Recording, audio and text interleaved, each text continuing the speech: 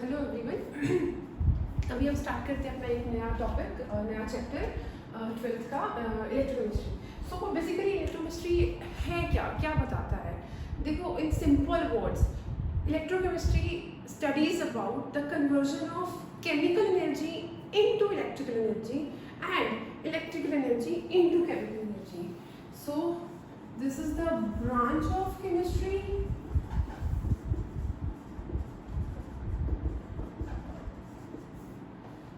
where we study about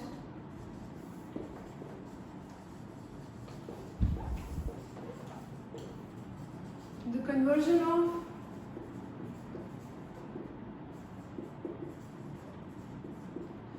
chemical energy, हम C से present कर रहे हैं, into electrical energy and vice versa। ठीक है, ये इस चैप्टर में हमने पढ़ना है कि कोई रिएक्शन जब कोई एनर्जी रिलीज करती है उसको हम केमिकल एनर्जी बोलेंगे, और उस केमिकल एनर्जी को हम यूज कर सकते हैं। तो उसको यूज करने से पहले हम उसको इलेक्ट्रिकल एनर्जी में कन्वर्ट करेंगे। इन द सेम मैनर हम अपनी इलेक्ट्रिकल एनर्जी को यूज कर सकते हैं हमारी कुछ ऐसी केमिकल रिएक्शन करने के लिए जो नहीं हो रही है नेचुरली, स्पॉन्टेनियसली। ठीक है, वो हम पूरा आगे स्टडी करेंगे। पहले हम चैप्टर के बारे में समझते हैं कि इस चैप्टर में हमने इस तरीके की चीजें पढ़नी है। ठीक है, अब थोड़ा देख लेते हैं कि इस चैप्टर में है क्या। इस चैप्टर में बेसिकली हम लोगों ने 3 चीजें पढ़नी है। ठीक है, वो है, सबसे पहले आते हैं galvanic sales,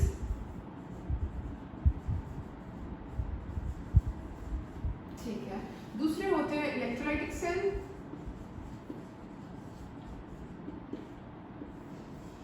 the third thing we have to study about is electrolytic conductance।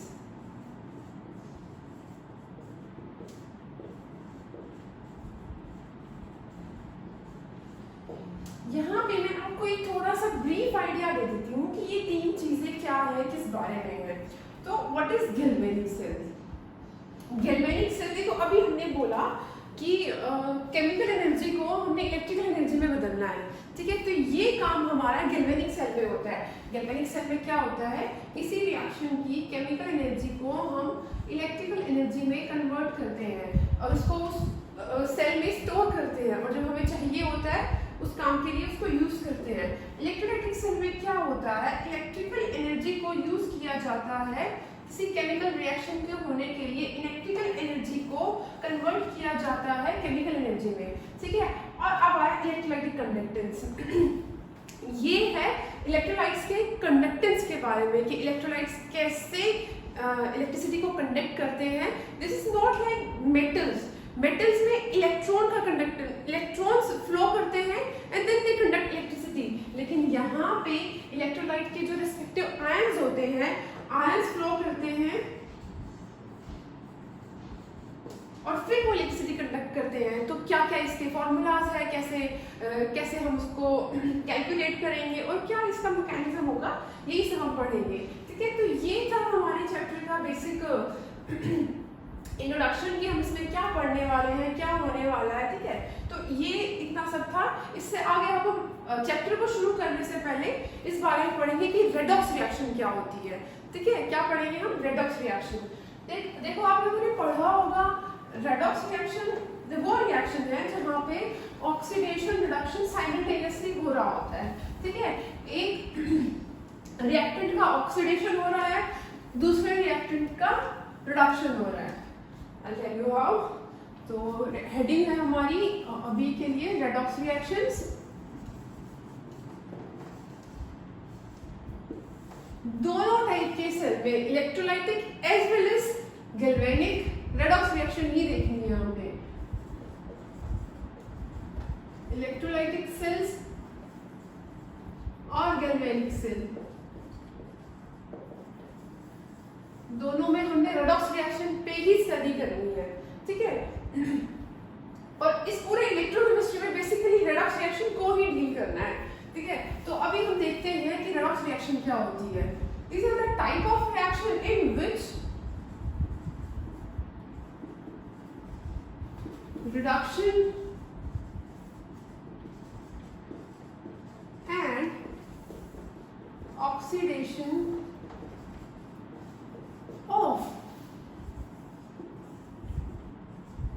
different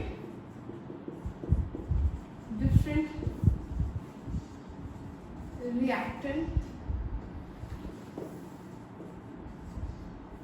takes place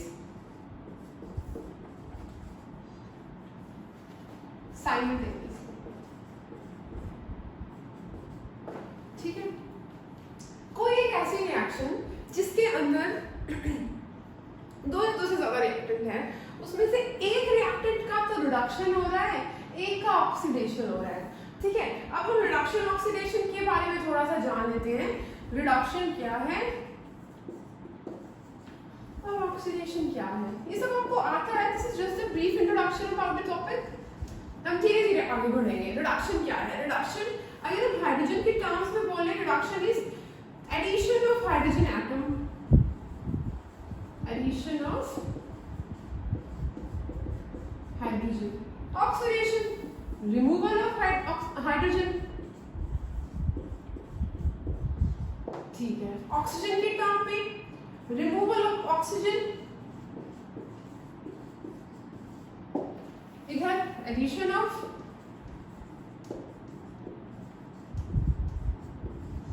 ठीक है, अब आता है जो इस चैप्टर में हमने डील करना है, स्टडी करना है, that is reduction is addition of electron and here removal of electron। देखो ये दोनों अपनी जगह इंपॉर्टेंट है, but not in this chapter. आपके रिस्पेक्टिव चैप्टर्स में आप इस बारे में पढ़ोगे, बट हाँ हमारे रेडॉक्स रिएक्शन या इलेक्ट्रोकेमिस्ट्री में हमने इलेक्ट्रॉनिक रेडॉक्स रिएक्शन देखनी है। क्या देखनी है? इलेक्ट्रॉनिक रेडॉक्स रिएक्शन, कि इलेक्ट्रॉनिकली रेडॉक्स रिएक्शन कैसे हो रही है, किस तरीके की हो रही है, वो सब बारे में। तो ये सब था रेडॉक्स रिएक्शंस के बारे में। ये रेडॉक्स रिएक्शन वो होती है जहाँ पे रिडक्शन और ऑक्सीडेशन साइमल्टेनियसली हो रहा हो। हाँ, एक एग्जांपल बता देते हैं।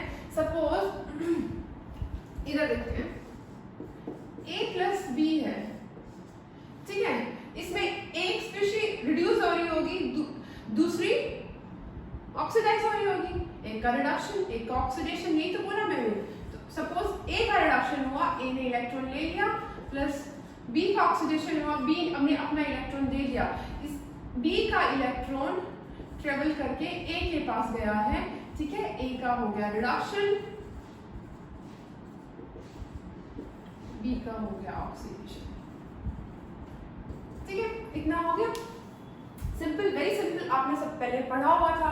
ठीक है, अब उसके बाद आते हैं, ये जो रेडॉक्स रिएक्शन है, यही इलेक्ट्रोलाइटिक सेल्स बनाती है, यही गैल्वेनिक सेल बनाती है। तो इनमें भी हमें देखना पड़ेगा कि किस टाइप की और किस तरीके से।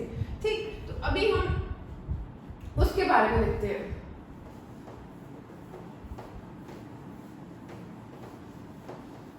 अभी रेडॉक्स रिएक्शन को भी हम देखेंगे कि कुछ रेडॉक्स रिएक्शन है जो अपने आप हो जा रही है, जैसे कि आपने अपनी प्रीवियस क्लास में देखा होगा।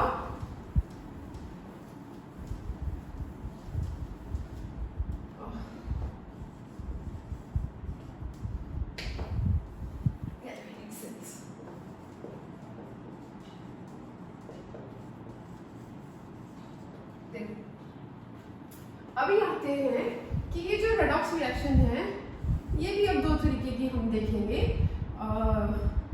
क्या बोलेंगे, रेडॉक्स रिएक्शन है, इनको भी अब हम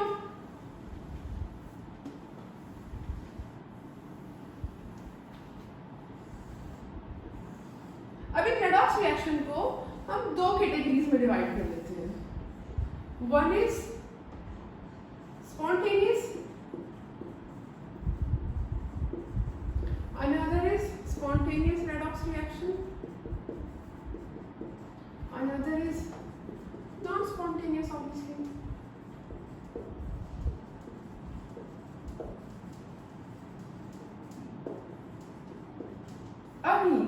अभी हमारी इलेक्ट्रोकेमिस्ट्री में, हाँ देखो, पहले हमने बोला कि हम इन दोनों सेल्स को पढ़ेंगे और इलेक्ट्रोलाइटिक कंडक्टर्स को पढ़ेंगे। तो हमने बोला इन दोनों सेल्स को पढ़ेंगे तो उसमें हम रेडॉक्स रिएक्शन पढ़ेंगे। अब रेडॉक्स रिएक्शन में भी स्पॉन्टेनियस एंड नॉन स्पॉन्टेनियस, ठीक है। स्पॉन्टेनियस का मतलब होता है कि कोई प्रोसेस अगर स्पॉन्टेनियस है तो उसका क्या मतलब होता है। स्पॉन्टेनियस का मतलब होता है कि कोई प्रोसेस या कोई केमिकल रिएक्शन अपने आप हो रही है, नेचुरली हो रही है, उसको हमने ना कोई एनर्जी दी ना कोई फोर्स, अगर प्रोसेस है तो उसमें हमने कुछ नहीं किया, वो प्रोसेस नेचुरल हो रहा है। अगर रेडॉक्स रिएक्शन की बात कर दे तो रेडॉक्स रिएक्शन जो स्पॉन्टेनियस होगी वो होगी, these are the reaction which occur naturally, ठीक है। नॉन स्पॉन्टेनियस रेडॉक्स रिएक्शन वो होंगी जो खुद से नहीं होगी, इनके लिए हमें कुछ एनर्जी की सप्लाई करनी पड़ेगी, समझ रहे हो। We have to supply energy supply, ठीक है। जब एनर्जी सप्लाई करेंगे तो रिएक्शन हमारी ये वाली नॉन स्पॉन्टेनियस होगी और ये क्या नेचुरली होगी। अगर कोई प्रोसेस स्पॉन्टेनियस होता है, नॉन स्पॉन्टेनियस होता है, तो आपने कभी पढ़ा होगा कि उनका डेल्टा जी नेगेटिव होता है। In the case of spontaneous delta G positive होता है, ठीक है। ये डेल्टा जी क्या है, change in Gibbs free energy, ठीक। अभी आएंगे हम धीरे धीरे, मतलब जब ये रिएक्शन होती है, जब भी कोई स्पॉन्टेनियस रिएक्शन होती है, रेडॉक्स और एनी अदर, जब भी कोई स्पॉन्टेनियस रिएक्शन होती है तो वो कुछ एनर्जी रिलीज करती है, ठीक है। और अगर कोई प्रोसेस नॉन स्पॉन्टेनियस है तो उसको हमें एनर्जी देनी पड़ती है, ठीक है। इसी फैक्ट को हम अप्लाई करेंगे अपने सेल्स में, ठीक है। जब कोई प्रोसेस स्पॉन्टेनियस होता है, रेडॉक्स रिएक्शन स्पॉन्टेनियस होती है, वो कुछ एनर्जी छोड़ती है, हम उसको बोल रहे हैं केमिकल एनर्जी, ठीक है। और इसी केमिकल एनर्जी को हमने यूज करना है, यूटिलाइज करना है, इसीलिए इसको हम कन्वर्ट करेंगे इलेक्ट्रिकल एनर्जी में, ठीक है। यहाँ पे क्या है, नॉन स्पॉन्टेनियस रिएक्शन है, डेल्टा जी पॉजिटिव है, मतलब इस रिएक्शन को हमने कुछ एनर्जी सप्लाई करनी है, मतलब हमने इलेक्ट्रिकल एनर्जी का सप्लाई किया, ठीक है। और उससे हमने एक केमिकल रिएक्शन करनी है, उसको हमने केमिकल एनर्जी में कन्वर्ट कर दिया, ठीक है। बेसिकली अब तक हमने ये काम किया, इसको थोड़ा डिवाइड कर देते हैं, ये हमारा स्पॉन्टेनियस, ये नॉन स्पॉन्टेनियस। अब chemical energy to electrical energy conversion इन दोनों में से कौन से सेल में होता है, गैल्वेनिक सेल, ठीक है। और यहां इलेक्ट्रोलाइटिक सेल, ठीक है। तो इतनी कहानी हमने क्यों पढ़ी, ये पता करने के लिए कि गैल्वेनिक सेल में ये वाली रिएक्शन होती है, स्पॉन्टेनियस रेडॉक्स रिएक्शन, और इलेक्ट्रोलाइटिक सेल में नॉन स्पॉन्टेनियस रेडॉक्स रिएक्शन होती है, ठीक है। Is this clear? देख लो एकदम ध्यान से, जब हमारी स्पॉन्टेनियस रेडॉक्स रिएक्शन होगी, जब हमारी रिएक्शन स्पॉन्टेनियस होगी, ठीक है, तो डेल्टा जी नेगेटिव होगा, जो एनर्जी यहाँ से रिलीज होगी उसको इलेक्ट्रिकल एनर्जी में कन्वर्ट करेंगे, और हम इसी बेस पे अपना गैल्वेनिक सेल डिजाइन करते हैं।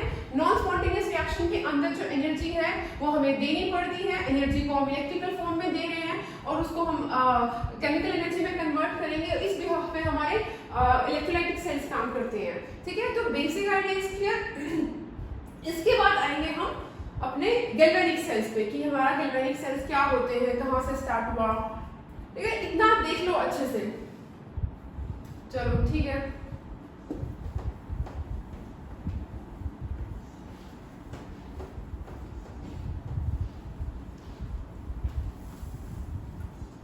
थोड़ा सा हम उस पे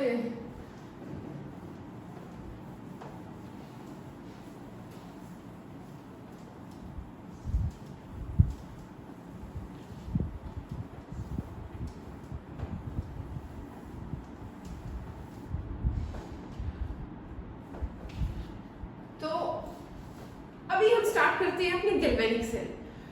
सो पहले हम गैल्वेनिक सेल में जाने से पहले हम थोड़ा इस बारे में स्टडी करते हैं, क्योंकि आगे हमें थोड़ा इलेक्ट्रोड्स पे काम करना है कि इलेक्ट्रोड्स क्या होते हैं। ठीक है, इलेक्ट्रोड के बारे में बात करेंगे अभी हम थोड़ी सी। ओके, हमने एक कंटेनर लिया,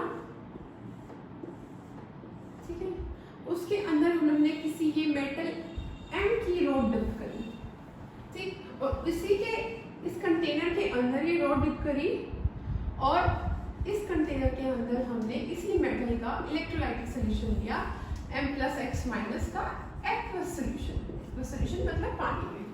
ठीक है, इतना समझ में आया। इलेक्ट्रोड बनाने के लिए इलेक्ट्रोड के बारे में देख रहे हैं, इसके बाद हम जाएंगे गैल्वेनिक सेल में, बिकॉज पहले आपको पता होना चाहिए ना इलेक्ट्रोड क्या है। थोड़ा सा बता रही हूँ इस बारे में, नॉट टू मच। ठीक है, ये एक मेटल है, इस मेटल को हमने इसी के इलेक्ट्रोलाइटिक सॉल्यूशन में डिप किया एक्वस सॉल्यूशन में।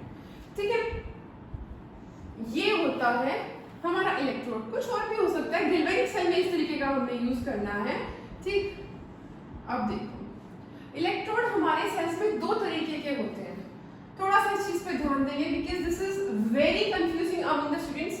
अब लोग बहुत कंफ्यूज रहते हो कि कैथोड क्या होता है, एनोड क्या होता है। ठीक है, बहुत कंफ्यूजिंग रहता है बच्चों में कि नहीं कैथोड ये है, कैथोड पॉजिटिव है, एनोड नेगेटिव है, क्या है। देखो, चार्ज पे जाने से पहले आप कैथोड एनोड को बताओ। चार्ज वो सेकेंडरी चीज है, चार्ज पे पहले नहीं जाना है। चार्ज की फॉर्म में तो अपने कैथोड एनोड को बताना ही नहीं है, हमने डिफाइन करना है अपने कैथोड एनोड को इन टर्म्स ऑफ ऑक्सीडेशन और रिडक्शन को। देखो इलेक्ट्रोकेमिस्ट्री में जब जैसे मैंने स्टार्ट किया तो बताया ना, हम रिडक्स रिएक्शन की बात करेंगे। एक सेल के अंदर रिडक्स रिएक्शन होनी है, चाहे वो गैल्वेनिक सेल है, चाहे वो इलेक्ट्रोलाइटिक सेल है। गैल्वेनिक सेल के अंदर कैसे रिएक्शन होगी, स्पॉन्टेनियस रेडॉक्स रिएक्शन, और अगर इलेक्ट्रोलाइटिक सेल है तो कैसी रिएक्शन होगी, नॉन स्पॉन्टेनियस रेडॉक्स रिएक्शन। तो बेसिकली रिडक्शन ऑक्सीडेशन होना है। चार्ज पे हम अभी नहीं आते हैं, हम चार्ज के बारे में नहीं बात करेंगे। अगर हम कैथोड एंड एनोड को डिफाइन कर रहे हैं तो हम चार्ज की बात ही नहीं करेंगे। कैथोड हमारा वो इलेक्ट्रॉन है जहां पे रिडक्शन होता है। क्या होता है, reduction. Cathode is the electrode, it is the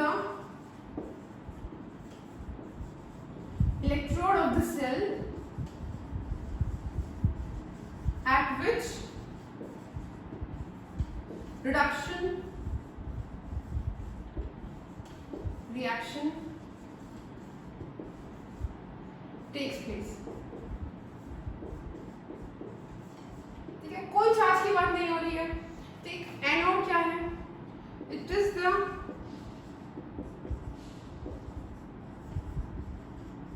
electrode of the cell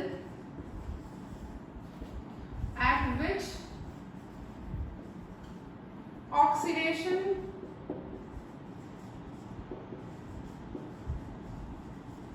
reaction takes place। Got it? Cathode simply वो इलेक्ट्रोड है जिसपे रिडक्शन होगा या होता है। एनोड हमारा वो इलेक्ट्रोड है जिसपे ऑक्सीडेशन होना है। ठीक है, कोई चार्ज की बात नहीं करनी है। और हमने यहाँ पे सेल को भी स्पेसिफाई नहीं किया है, सिर्फ एक सेल बोला है। दोनों ही टाइप के सेल में, चाहे वो गैल्वेनिक हो चाहे वो इलेक्ट्रोलाइटिक हो, दोनों ही टाइप के सेल में रिडक्शन ही होगा कैथोड पे, एनोड पे ऑक्सीडेशन ही होगा। चार्ज की बात नहीं हो रही है, चार्ज पे कोई बात ही नहीं करनी है। हमने सिर्फ बताना है कि जो कैथोड है हमारा उस पर रिडक्शन होना है, जो एनोड है हमारा उस पर ऑक्सीडेशन होना है। क्लियर? देखो, अगर हमारी एक रेडॉक्स रिएक्शन अगर होती है, ये एग्जाम्पल लिया था हमने, A प्लस बी की रिएक्शन है, A minus plus B plus बन जाता है। ठीक है, ये एक रेडॉक्स रिएक्शन है। इसमें रिडक्शन, एक रिएक्शन रिडक्शन है, दूसरी ऑक्सीडेशन है। ठीक है, तो इसको रिडक्शन हाफ रिएक्शन लिख देते हैं। ठीक है, इसको ऑक्सीडेशन हाफ रिएक्शन बोल देते हैं। ठीक है, तो जहां पे हमने रिडक्शन रिएक्शन लिखी है, इसको आप रिडक्शन हाफ रिएक्शन में लिख सकते हो फॉर श्योर।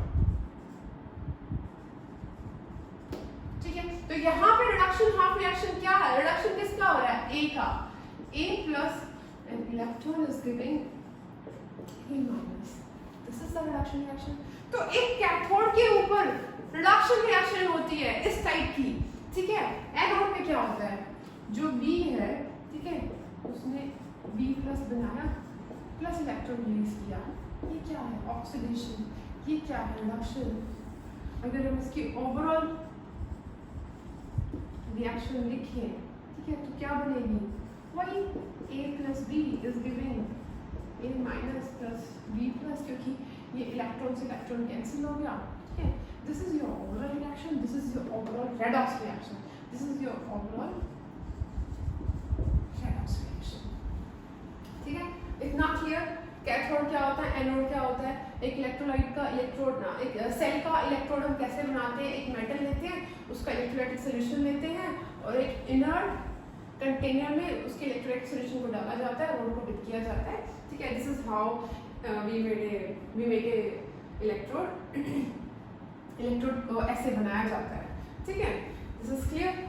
इसके बाद आते हैं, आपको पता चल गया अगर हम गैल्वेनिक सेल अगर आप आगे पढ़ेंगे के बाद अभी हम आ जाएंगे अपने गैल्वेनिक सेल्स पे, ठीक है, जिसका इतनी देर से इंतजार हो रहा है। Finally that is your galvanic cells. Heading हमारी यही रहेगी। तो गैल्वेनिक सेल क्या होते हैं? देखो, थोड़ा सा मैंने आपको बताया था कि जो स्पॉन्टेनियस रेडॉक्स रिएक्शंस होती हैं, क्या वो कुछ एनर्जी रिलीज करती है। क्या बोलते हैं? Delta G is negative. ये एनर्जी रिलीज हुई है, ठीक है। ये जो एनर्जी रिलीज हुई है इसी को हम यूज करते हैं। ये जो केमिकल एनर्जी है, इस रेडॉक्स रिएक्शन के होने पे जो एनर्जी रिलीज हुई उसको केमिकल एनर्जी लेते हैं। उस केमिकल एनर्जी को हम इलेक्ट्रिकल एनर्जी में कन्वर्ट करेंगे। अभी तक आपने ये बात सुनी मेरे से, ठीक है। अब ये काम होता है गैल्वेनिक सेल में, लेकिन कैसे होता है?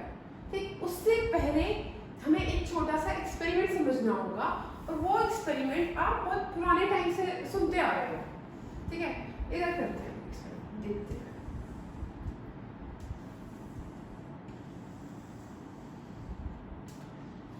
देखो, आपकी 10th क्लास में से बहुत सारे क्वेश्चंस रहे होंगे, बहुत सारे लोगों ने आपसे पूछे होंगे कि किसी कॉपर सल्फेट के एक्वस सॉल्यूशन के अंदर जिंक रोड अगर हम डिप कर दें तो क्या होगा? ठीक है, ये सॉल्यूशन हमारा कॉपर सल्फेट का है, ये हमारी जिंक की एक रोड है, ठीक है। सॉल्यूशन हमारा कॉपर सल्फेट का है, ये जिंक की रोड है, हमने इसको इसके अंदर डिप किया है, ठीक है। तो जब भी हम कोई एक्सपेरिमेंट करते हैं तो सबसे पहले देखते हैं उसकी ऑब्जर्वेशंस क्या होगी। इधर लिखते हैं अपनी ऑब्जर्वेशंस।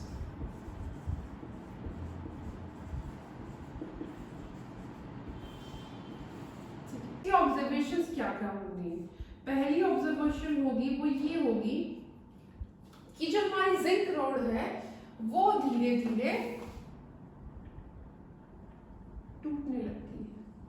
हमारे जिंक जो मेटल है उसके एटम्स सॉल्यूशन में जाने लगते हैं। कैसे? जिंक मेटल का साइज रिड्यूस होने लगता है। Zinc road starts reducing, sorry, you can say, or you can say the size of zinc rod reduces, ठीक है। एक ऑब्जर्वेशन ये हुई कि हमारी जिंक रोड का साइज धीरे धीरे धीरे जो सॉल्यूशन के अंदर डिप है वो कम होता जा रहा है, ठीक है। दूसरी ऑब्जर्वेशन क्या है? जब ऐसा होता है तो जो सॉल्यूशन का कलर पहले होता है कॉपर सल्फेट की वजह से ब्लू होता है, लेकिन अभी जो ब्लू कलर है, the blue colour of solution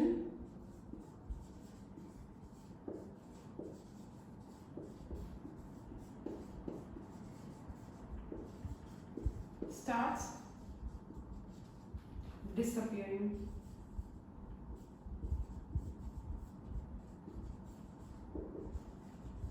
ये दो चीजें. The third thing is इस सोल्यूशन के अंदर ब्राउन कलर के कुछ पार्टिकल्स आ जाते हैं नीचे जमा होने लगते हैं. ठीक है, small sized brown colour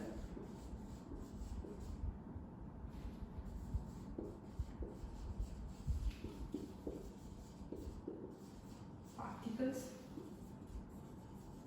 start appearing. ठीक है, और एक फाइनल ऑब्जर्वेशन, अगर आप इस कंटेनर को टच करके देखें तो इसका टेम्परेचर कुछ बढ़ा हुआ है. सॉल्यूशन का टेम्परेचर बढ़ा हुआ, इंक्रीज है. These were the 4 observations. ठीक है, अब इन ऑब्जर्वेशन के बिहाफ पे देखा गया कि यहाँ पे केमिकली क्या चेंजेस आए. यहाँ पे एक रेडॉक्स रिएक्शन हुई. वो रेडॉक्स रिएक्शन क्या थी? जिंक मेटल कॉपर सल्फेट के एक्वस सॉल्यूशन में जिंक क्या था हमारा यहाँ पे? Solid.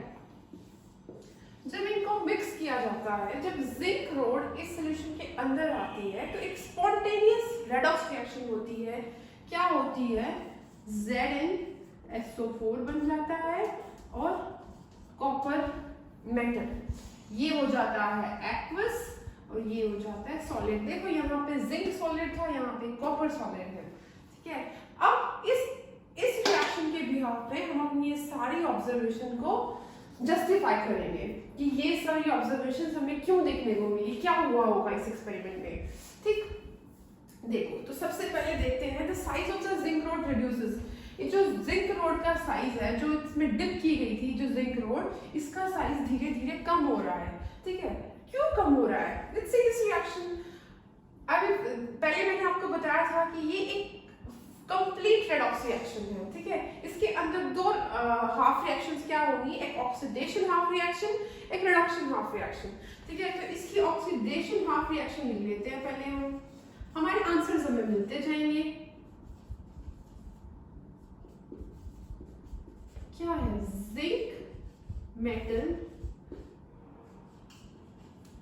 Zinc metal zinc 2+ plus 2 electron, ये रिएक्शन देती है. जिंक मेटल का ऑक्सीडेशन हो रहा है, जिंक का ऑक्सीडेशन हो रहा है, इसीलिए जो जिंक हमारा सॉलिड था ये एक्वस आ जाएगा. ठीक है, सल्फेट तो सॉल्यूशन के अंदर, ये सॉल्यूशन के अंदर क्या है? कॉपर 2+ है प्लस SO4 2- है. दोनों आयन फॉर्म में है. ये अपने आयन की फॉर्म में है, ये अपने आयन की फॉर्म में है. जिंक रोड पे था. ठीक है, जैसे ही जिंक कॉपर सल्फेट के टच में आता है, ये जिंक क्या करता है? ये जिंक 2+ बना लेता है और 2 इलेक्ट्रॉन को छोड़ देता है. अब ये जो 2 इलेक्ट्रॉन है ये हमारी दूसरी रिडक्शन रिएक्शन में काम आएंगे. ठीक है, तो रिडक्शन हाफ रिएक्शन लिखते हैं हम अपनी. वो क्या है? ये जो कॉपर 2+ था हमारा सॉल्यूशन के अंदर, ये 2 इलेक्ट्रॉन को लेके कॉपर सॉलिड बना लेता है. ठीक है, ये कॉपर 2+ 2 इलेक्ट्रॉन को लेके कॉपर सॉलिड बना लिया. ठीक है, ये इसके अंदर जो कॉपर 2+ था, जिसकी वजह से सॉल्यूशन का कलर ब्लू था, वो तो कॉपर बन गया. तो क्या अब सॉल्यूशन ब्लू रहेगा? I don't think so. ठीक है, देखो यहाँ पे जो जिंक रोड पहली ऑब्जर्वेशन हमारी थी, उसको हम कैसे जस्टिफाई कर रहे हैं कि उसका जिंक का ऑक्सीडेशन हुआ, इसलिए जिंक रोड का साइज रिड्यूस हुआ. दूसरी चीज, हमारा इधर जो कॉपर 2+ था सॉल्यूशन के अंदर, जिसकी वजह से सॉल्यूशन ब्लू था, वो तो कॉपर सॉलिड में चला गया, वो तो अब है ही नहीं.